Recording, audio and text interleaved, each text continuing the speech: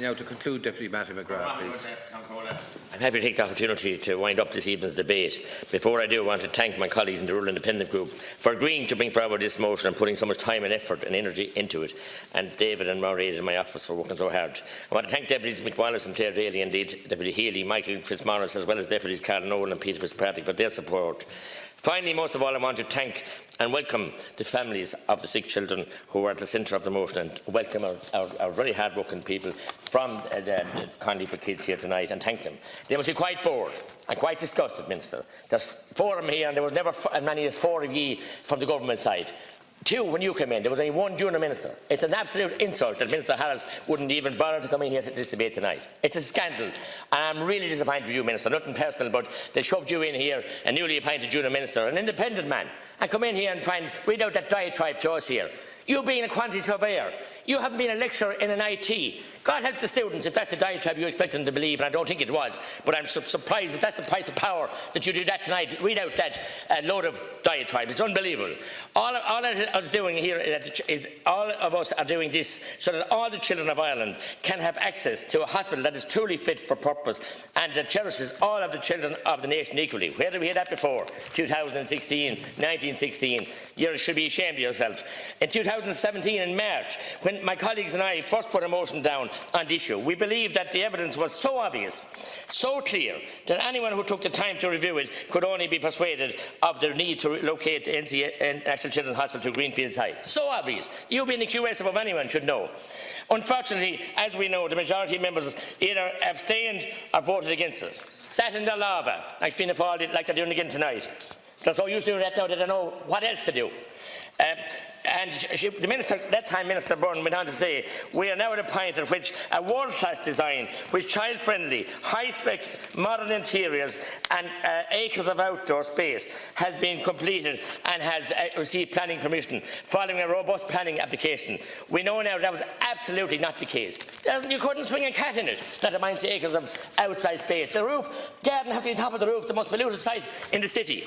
What we are closest to today is one of the greatest health-related capital infrastructural scandals in the history of this state, and you're going to have your name to the Minister for history and posterity. I had no willingness on the part of the government to genuinely engage with even the possibility that this might still be the wrong site and the wrong location.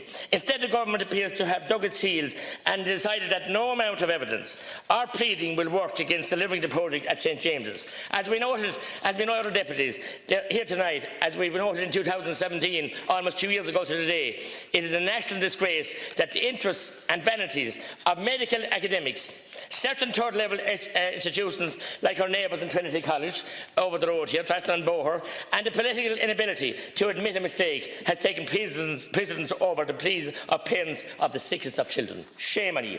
I repeat again that none of the arguments put forward by the Minister have allayed the fears of parents of these sick children. What is equally galling is that we know there are members in each of the main parties, and we are tonight are ashamed to come in here, who explicitly accept that this is the wrong site, but have somehow convinced themselves that getting the hospital built is now more important than getting it built in the right place and where the best outcomes can be achieved. That's the excuse they give anyone. We know different.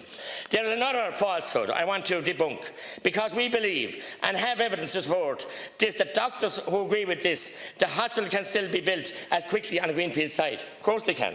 I am involved in the construction, as are other members, and I know that it would be much easier to build a hospital on a greenfield site and where the best clinical outcomes could be achieved with co-location where one has the necessary space. You should know that above anyone, a QS and indeed a lecturer. I will reiterate and saying that, of Mahatma Gandhi, it doesn't really matter how fast you're going if you're heading in the wrong direction, and you certainly are, and you are too as a new addition to this government, Minister of State.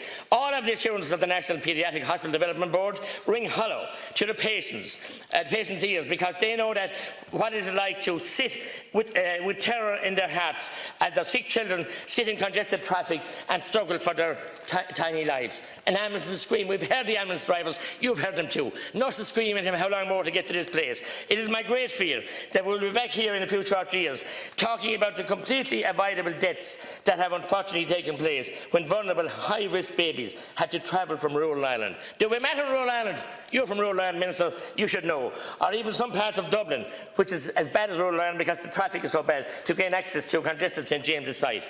I hope and pray that the day never comes, but I fear it must if we persist in this madness of pursuing the present location of the National Children's Hospital. Colleagues here tonight have raised compelling arguments for the suspension of the project, pending an independent investigation. Indeed, I cannot see what can possibly be lost by agreeing to such a request. Time limited, and I totally accept Deputy Smith's amendment. If the government is worried about losing time, then I suggest that they think about the loss of time from another perspective. What about the loss of time for a parent of a sick or dying child who is stuck in traffic? Just consider that for one moment, Minister. And they're ashamed to consider it because they didn't come into the chamber tonight, obviously. What about the loss of time for a patient who may have to go on and give 24/7 care, or a parent to a desperately ill child who could not access the location quickly enough? What about the loss of time for children who may never know what it's like to run and play with their friends because they have suffered an irreversible disability or injury due to lack of co-location with a maternity hospital? That won't happen. We were told by clinical experts they have minutes, maximum of 12 minutes, to have the operation on people born with brain difficulties. In light of this, I'm pleading with every member of the House tonight to support the motion and do the right thing. Leave aside the political loyalties and place for your loyalties instead with the families and children who know far more most that containing St James's represents a catastrophic error of judgment. It's unbelievable. A point of interest, Minister, and I'd say to you here now, Deputy Donnelly mentioned all the people telling him it's the right place, the right decision, and nobody says otherwise. I want to say to you here, to Deputy Donnelly tonight, and to examine your conscience too, the following groups have made up of parents, patients, have a 100% opposition to stop construction at National Children's Hospital. Likely, they're out fundraising every day. I was at a Daffodil Day launch this morning for Daffodil. We're all fundraising, and here you're squandering money like this confetti at a wake. 800 scoliosis families, 100% opposed. Complex heart contingent groups north and south of the border, 100% opposed. Laura Lynn Children's Hospital, 100% opposed. Esther Special Kids Group, 100% opposed. Evian's Pink Tie, Jack and Jill, numerous others. And Deputy Donnelly's ignoring them because he's giving you a free pass. He's talking crocodile tears here like his leader, Micheál Martin, and say how bad you are and what you're awful you are, but yet give you the pass. Let you all off the party stay all over the world. Don't have the demand the minister come in tonight. It's an utter disgrace that no senior minister came in, only 2 junior ministers. And if you want a job done, don't bring half a person or bring half a shovel to go do a job. If the shovel's out in the hole, you've gone down so far, you can never come out. You'll be in hell next, and you deserve to go to hell and perish in hell for what this catastrophe is going to happen. Look, I shouldn't even be getting angry because it's waste time wasting my breath on you. Minister, we have analysis done here by expert people, a rebuttal of this motion today, and indeed the motion that Fianna Fáil have added in, just to get a cover. When Brexit baby disappears, they'll have someplace else to hide. There'll be no place to hide from, there'll be no hiding place. You can't hide from the sick children and the sick families. The rebuttal was just unbelievable. The clinical considerations were paramount, we were told, in the government's decision. And I would say here, no study has ever shown that co-location of children's hospital with an adult hospital provides any advantage whatsoever for the treatment of sick children. Fact. Also, the government's decision to redevelop the Coombe Women's Infants Hospital at St James's campus in the context of achieving tri-location of adult, paediatric and maternity services. Wrong. See below, and it said the incapacity of the site to accommodate maternity hospital is just not going to happen. The former master of the Coombe said that. It's a pie in the sky. Also, the capacity of the site of St James's to accommodate the new children's hospital, maternity hospital, and the incorporation into the design of children's hospital of the required operational links with both maternity and adult hospitals in St James's Hospital campus.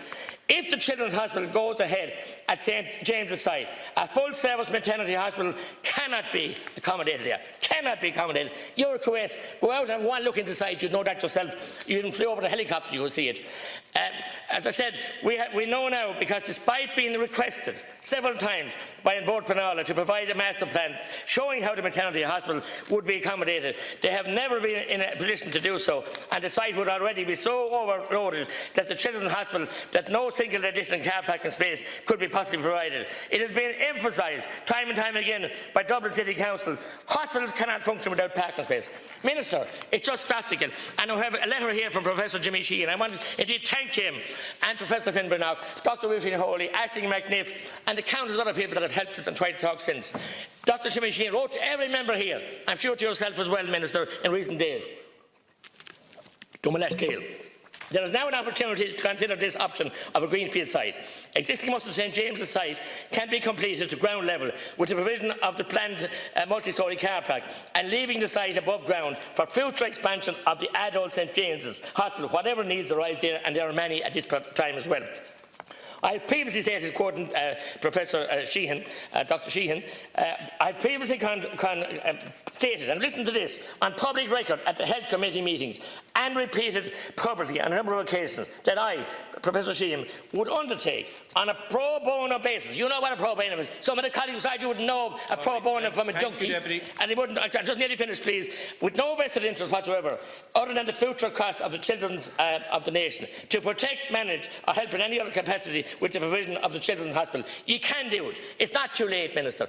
Whatever kind of pig-headed stubbornness is in you, maybe when you come back from down the Charnock or over the world, you might have the vision, because the vote won't be held for 10 days. Good job done tonight. No, you lose the vote abysmally. That no senior minister could come in here, only two junior ministers. Cancola is an insult to the democratic process of this House that no minister turned up here tonight. I'm asking every member here to consider themselves over the party's holidays, talk to the sick children's parents, and come in and do the right vote here when we come back to vote it.